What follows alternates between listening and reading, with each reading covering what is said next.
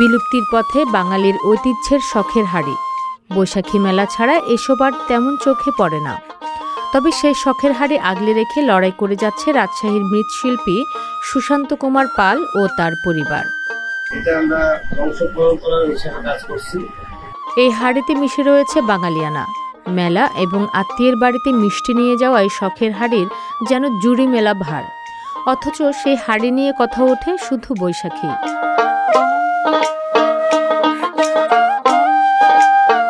সারা বছর কেউ এই শখের হাড়ির খবর নেয় না বলে আক্ষেপও করেন কারিগর সুশান্ত কুমার পাল। বৈশাখী মেলাকে কেন্দ্র করে শখের হাড়ি তৈরিতে সবাই ব্যস্ত। কেউ মাটি তৈরি করছেন, কেউ বা তৈরি করছেন হাড়ি, আবার কেউ সেগুলোতে রং লাগাচ্ছেন।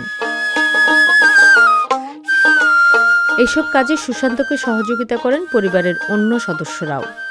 সুশান্ত পাল জানান, এবছর 20 টাকা থেকে শুরু করে 1000 টাকা দামের শখের হাড়ি রয়েছে।